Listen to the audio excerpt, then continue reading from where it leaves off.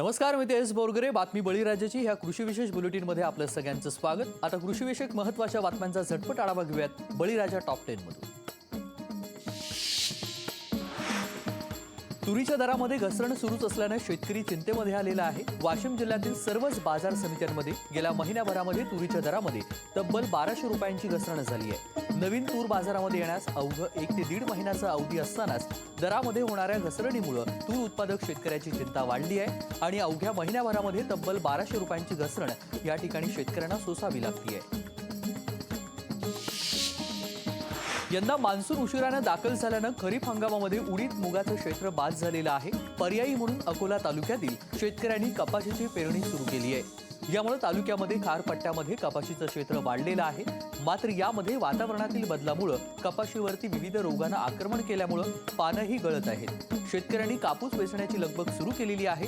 मात्र अनेक शेतकऱ्यांना अजूनही मजूर मिळत नसल्याचं चित्र सध्या जिल्ह्यामध्ये पाहायला मिळत आहे.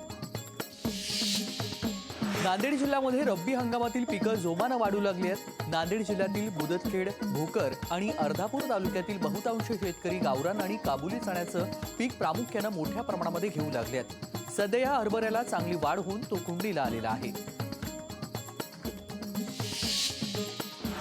वाशिम जिल्ह्यामध्ये वार्षिक सरासरीच्या केवळ 85% पावसाची नोंद झाली आहे आणि यामध्ये रिसोड, वाशिम आणि मालेगाव तालुक्यामध्ये पावसाची सरासरी आणि यापेक्षाही कमी झाली आहे. पावसाचं प्रमाण कमी झाल्यानं सिंचन प्रकल्पांमध्ये पुरेसा साठा झालेला नाहीये आणि विहिरी, कूपनलिकांच्या पातळीत देखील वाढ झालेली नाहीये. यामध्ये जमिनीमध्ये ओलावा कमी असल्यानं यंदा रब्बीच्या पेरणीवरती परिणाम जाणवू लागलाय. जिल्ह्यामध्ये 16 नोव्हेंबरपर्यंत सरासरी क्षेत्राच्या केवळ 19.84% क्षेत्रावरती कमी गव्हाची पेरणी झाली आहे. गोंदिया जिल्ह्यातील अर्जुनी मोरगाव तालुक्यामध्ये खांबी येथे शंकरपाटाचं आयोजन करण्यात आलेलं होतं आणि या शंकरपाटामध्ये ठिकठिकाणच्या बैलजोड्यांचा सहभाग या ठिकाणी पाहायला मिळाला. या शंकरपाटामध्ये पहिल्या दिवशी 160 बैलजोड्या धावलेल्या पाहायला मिळाल्या आणि त्यातील काही सेकंदांमध्ये अव्वल ठरलेल्या 134 जोड्यांची स्पर्धा घेण्यात आली. तर ह्या परिसरामध्ये पहिल्यांदाच प्रथमच शंकरपाटाचं आयोजन करण्यात आलेलं होतं. त्यामुळे गावकऱ्यांनी देखील मोठी गर्दी या ठिकाणी केलेली पाहायला मिळाली. धाराशिव जिल्ह्यामध्ये कळंबमधील बाजार समितीनं अवैधपणे सोयाबीन खरेदी करणाऱ्यांवरती दंडात्मक कारवाई करून 1.5 महिन्यामध्ये तब्बल 9,40,000 रुपये दंड वसूल करण्यात आलेला आहे. गावोगावी अनेक ठिकाणी विनापरवाना, नियमबाह्य, बेकायदेशीरपणे शेतमालाची खरेदी या ठिकाणी विक्री केली जाते आणि बाजार समिती प्रशासनाकडून यावर नियंत्रण ठेवण्यासाठी कृषी उत्पन्न बाजार समितीच्या वतीनं अवैध खरेदी करणाऱ्यांवरती दंडात्मक कारवाई करण्यास आता सुरुवात केलेली आहे.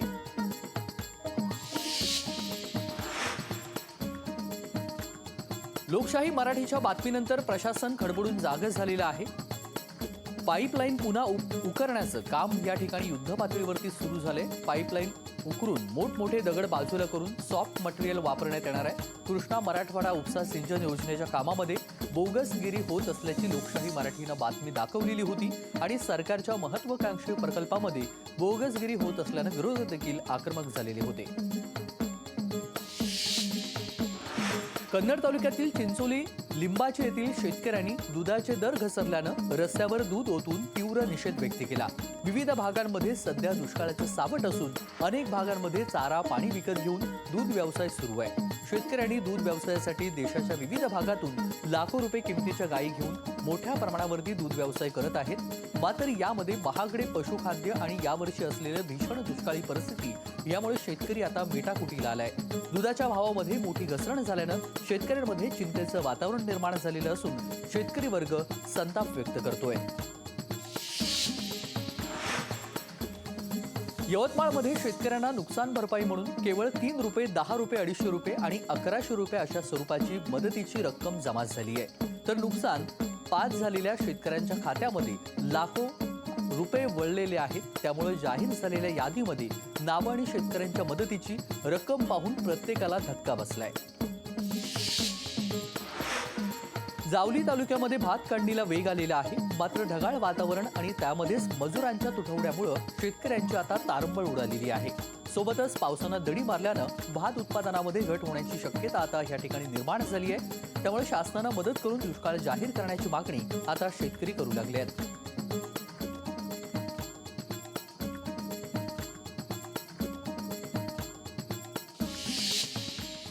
आणि या वेगवान बातम्यांसोबत आता कृषीविषयक महत्त्वाच्या बातम्या पाहूयात विस्तारानं। शासनाकडून केळी उत्पादक शेतकऱ्यांसाठी मंजूर झालेल्या CVMच्या मदतीपासून केळी उत्पादक शेतकरी वंचित आहे। दुसरीकडे मात्र केळी उत्पादक शेतकऱ्यांना पीक विमा मिळालेला नाहीये।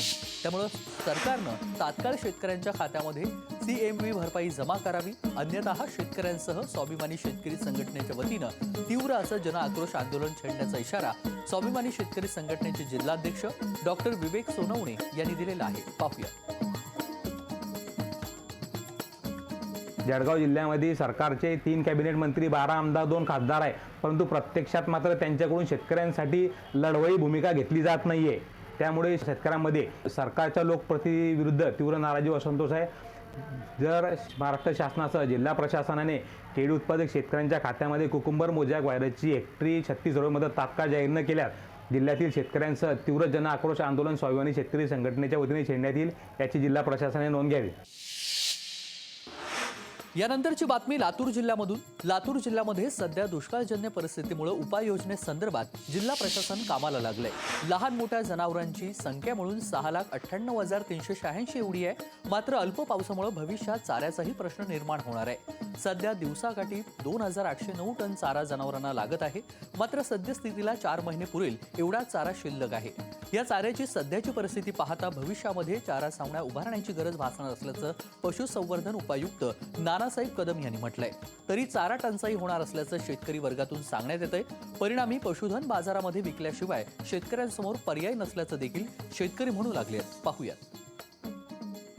चारा छावण्या तशी काही गरज भासणार नाही असं वाटतंय सध्याच्या ह्याच्यावरून। कारण आपण जर हे चारा पिकावर भर देऊन चारा पिकं जर घेतली जास्तीत जास्त प्रमाणामध्ये शेतकऱ्यांनी, इतर पिकाकडे किंवा नगदी पिकाकडे जास्त हे न करता चारा पिकं घेणं आता आवश्यक आहे। आणि ते जर तशी घेतली तर चारा छावणीची किंवा चारा डेपोची गरज भासणार नाही। चारा टंचाईमुळं पशुधनाची थोडे वाताहत होत आहे। पाऊस काळ कमी असल्यामुळं खरीपाचे पेरणी झाली, परंतु तेवढे काही हे चाऱ्याचे फक्त सोयाबीनच फक्त चाऱ्याचं आहे। बाकी जे असेल आपलं कडबा असेल ते तर काही नाही झालं। खरीपाची पेरणी झाली, परंतु पाऊस काळ वर्षातून 2च वेळेस पाऊस पडला, 2 ते 3 वेळेस। त्याच्यामुळे पाण्याची टंचाई भरपूर आहे।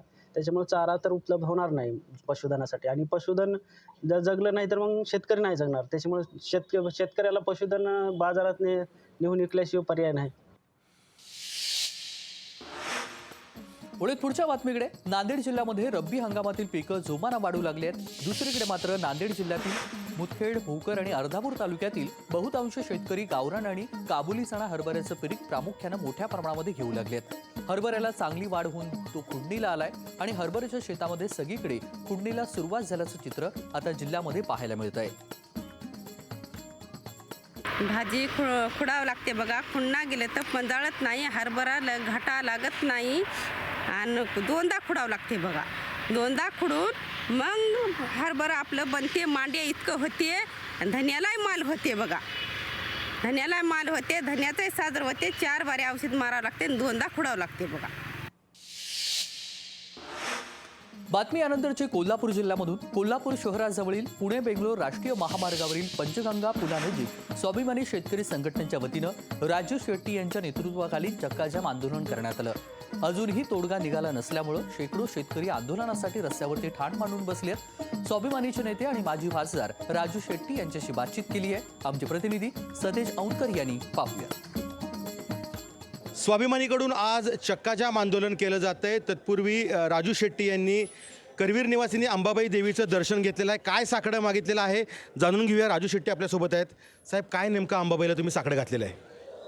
शेतकऱ्यांचं शिवार लुटू पाहणाऱ्या या साखर सम्राटांच्या विरोधात 2 हात करायला आई अंबाबाईकडे मी शक्ती मागितली। आणि त्याचबरोबर माझ्या शेतकऱ्याच्या घरामध्ये लक्ष्मी येऊन दे, त्याची दिवाळी अतिशय वाईट गेली। गेल्या 2.5 महिन्यापासून तो आपल्या न्याय हक्कासाठी संघर्ष करतोय, भांडतोय। ते आंदोलन चिरडण्याचा प्रयत्न होतोय आणि या शक्तीच्या विरोधात लढण्याचं ताकद दे, बळ दे, हे साकडं आई अंबाबाईच्या चरणी घातलं। दुसरीकडे पाहिलं तर रात्रीपासून खूप मोठ्या प्रमाणावरती पोलिसांनी आपल्या संघटनेच्या कार्यकर्त्यांना अटक करण्यासाठी खरं तर ससेमिरा लावलेला आहे। काय सांगाल? बहुसंख्य पदाधिकारी आज पोलिसांच्या ताब्यात आहेत. त्यांना असं वाटतं की पदाधिकारी ताब्यात घेतले तर मी हतबल होऊन जाईल आणि माझ्या सगळ्या फांद्या तोडल्यानंतर मी काय करणार आहे. परंतु माझ्या शेतकऱ्यांच्यावर प्रचंड विश्वास आहे आणि त्यामुळं मी आता इथून निघून थेट महामार्गावर जाऊन बसणार आहे. मला माझे शेतकरी एकटे पाडणार नाहीत याची मला खात्री आहे. कसं असणार आहे आजचा चक्काजाम आणि सरकारना कसं नमवणार आहे? आजचं चक्काजाम हे बेमुदत असणार आहे. जोपर्यंत आमच्या मागण्या मान्य होत नाहीत तोपर्यंत शांतपणानं आम्ही रस्त्यावर बसणार आहोत. नक्कीच आपण पाहिलं तर अंबाबाईचं दर्शन घेऊन हा जो तिढा आहे तो सुटावा आणि सरकारला सुबुद्धी द्यावी अशी मागणी राजू शेट्टी यांनी या निमित्तानं केली आहे. सत्यज औंधकर, लोकशाही मराठी, कोल्हापूर. आणि यावर्षी हिंगोली जिल्ह्यामध्ये पावसाचा मोठा खंड पडल्यानं गोरेगाव परिसरातील तब्बल 10 शेतकऱ्यांनी आपले अवयव विक्रीला काढलेले असून तसं रेट कार्ड देखील त्यांनी तयार केलंय. विकत घ्या, आमचे अवयव विकत घ्या असे पोस्टर शेतकऱ्यांनी गळ्यात लटकवत निषेध केलाय. आणि या शेतकऱ्यांसोबत बातचीत केली आहे आमचे हिंगोलीचे प्रतिनिधी गजानन वाणी यांनी. पाहूयात. हिंगोली जिल्ह्यामध्ये यावर्षी पावसाचा मोठा खंड पडला आणि ज्या दुबार पेरणीचं शेतकऱ्यावरती मोठं संकट आलं होतं. मात्र दुबार पेरणी करून देखील यावर्षी पाऊस नसल्यामुळे जे पिके जे आहेत उद्ध्वस्त झालेत. विविध रोगाचा प्रादुर्भाव, त्यामुळे सोयाबीन असो, कापूस असो, हे संपूर्ण पिके जे उद्ध्वस्त झालेत.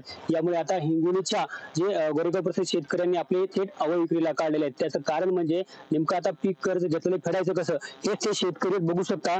या शेतकऱ्यांनी थेट अवयव विक्रीला काढले, थेट रेट काढत या ठिकाणी केले आहेत. जवळपास 10 शेतकरी आहेत. वेगवेगळ्या बँकेचं यांच्यावरती पीक कर्ज आहे आणि नेमकं आता पीक कर्ज फेडायचं कसं हा प्रश्न या ठिकाणी शेतकऱ्यांना पडलेला आहे. आपल्यासोबत थेट शेतकरी आहेत, आपण त्यांच्याशी संवाद साधूया. तर आपण हे थेट रेट कार्ड काढलेले काय सांगाल?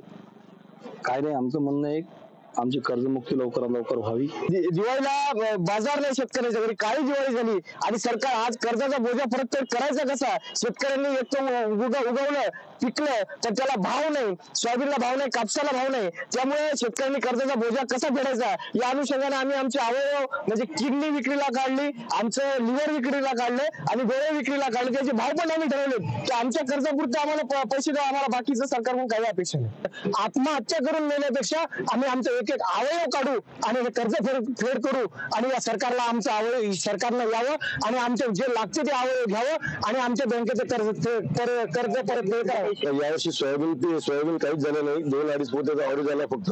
त्याच्यामध्ये भावही कमी होतं. त्याच्यामुळे आम्ही कर्ज फेडू शकत नाही.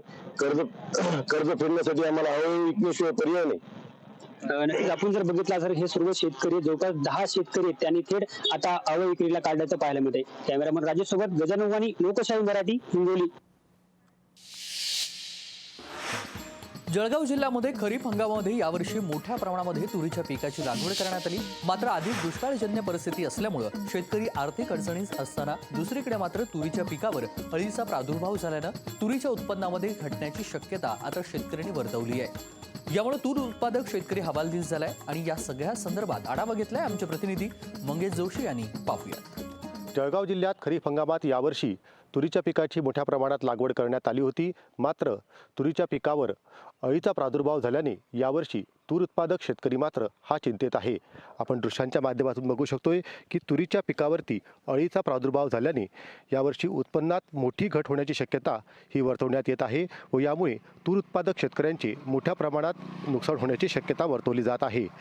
दरम्यान दुष्काळी परिस्थिती यामुळे शेतकरी आर्थिक चिंतेत असताना शेतकरी मात्र हा चिंताग्रस्त झाला आहे. आपल्यासोबत तूर उत्पादक शेतकरी आहेत. तर काय सांगाल? खरं तर मोठ्या प्रमाणात जी आहे ती तुरीची लागवड करण्यात आलेली होती. मात्र काय नेमका अळीचा प्रादुर्भाव आहे आणि कशा प्रकारे यामध्ये नुकसान होऊ शकतं? तुरीवरती आता सध्या तर अळीचा प्रादुर्भाव हा एकदम जास्त प्रमाणात आहे आणि त्यामुळे जे फुलपात्या आणि जे लागलेले ज्या शेंगा ज्या आहेत त्यात ती अळी त्याला पोखरून त्यातले दाणे खाते. त्यामुळे जवळपास त्याच्यामध्ये 25 ते 30% उत्पादनात घटलेलं आहे.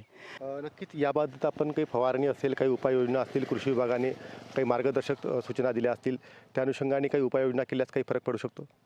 कृषी खातं आमचे कृषी सहाय्यक जे आहेत ते कोण आहे आम्हाला आता आजपर्यंत माहीत नाही. यापूर्वी कृषी सहाय्यक जे होते ते यायचे वेळोवेळी, पण आता आमच्या इथले कृषी सहाय्यकांची बदली झाल्यामुळे आम्हाला कुठला प्रभारी कृषी अधिकारी सहाय्यक दिलेला आहे. तर त्यामुळे आम्हाला ते मार्गदर्शन करायला समजा येत नाही. पण आम्ही आमच्या याच्यानुसार जे कृषी केंद्र आहे त्यांच्याकडनं जाऊन फवारणीसाठी अळ्या वगैरेचे काय असं दुकानदार जे औषधं देतो त्याची आम्ही फवारणी करतो. तूर उत्पादक शेतकरी मात्र हा हवालदिल झाला आहे. मंगेश जोशी, लोकशाही मराठी, जळगाव. आणि काळी मिरीच्या शेतीमधून देखील लाखो रुपयांचा नफा मिळवता येतो. सध्या तळ कोकणामध्ये काळ्या मिरीचं उत्पन्न मोठ्या प्रमाणामध्ये घेतलं जात आहे. बागांमधील आंबा, नारळ यांच्या झाडांवरती मिरवेल सोडून ही शेती केली जाते. सध्या बाजारामध्ये मिरीची 450 ते 480 रुपये किलो दराने विक्री सुरू असून तळ कोकणामध्ये अनेक शेतकरी काळी मिरी शेतीकडे वळल्याचं चित्र सध्या पाहायला मिळत आहे. आम्ही आज ही मिरी लागवडचं एक प्रोजेक्ट केलेला आहे. दुसरी गोष्ट म्हणजे भात शेती आपण करतो, भात शेती करतो, त्याचबरोबर शेंगदाणा करतो, त्याचबरोबर सगळी पिकं इतर पिकं करतो. पण त्याबरोबर मिरी लागवडचा एक प्रोजेक्ट आहे ना, त्याला जास्त मेहनत करावी लागत नाही. माडांची झाडे, त्याचबरोबर पोपळी, त्याबरोबर असलेले फणसाची झाडे त्याच्यावरती सोडल्यानंतर पण चांगलं उत्पन्न मिळतं. एक पार्ट टाईम जॉब म्हणून हा चांगलं उत्पन्न मिळतं. 25-30 वर्ष हे उत्पन्न करत आहे. त्यात बराचसा फायदा आहे. लोकांनी करावं आणि याचा फायदा घ्यावा अशी माझी नम्र विनंती आहे. 80 रुपये दर आहे किलो. आणि या बुलेटिन विषयी तुमच्या काही सूचना असतील, शेतीविषयक काही प्रश्न असतील तर स्क्रीनवरती नंबर दिलेला आहे 9619026483 या क्रमांकावरती तुमचा प्रश्न अगदी थोडक्यामध्ये आम्हाला व्हिडिओ स्वरूपामध्ये पाठवू शकता. आणि या सर्व महत्त्वाच्या बातम्यांसोबत बातमीपत्रात वेळ झालेली आहे. इथेच थांबण्याची. बातम्यांचं ओघसं सुरू राहणार आहे. कुठेही जाऊ नका, पाहत रहा लोकशाही मराठी.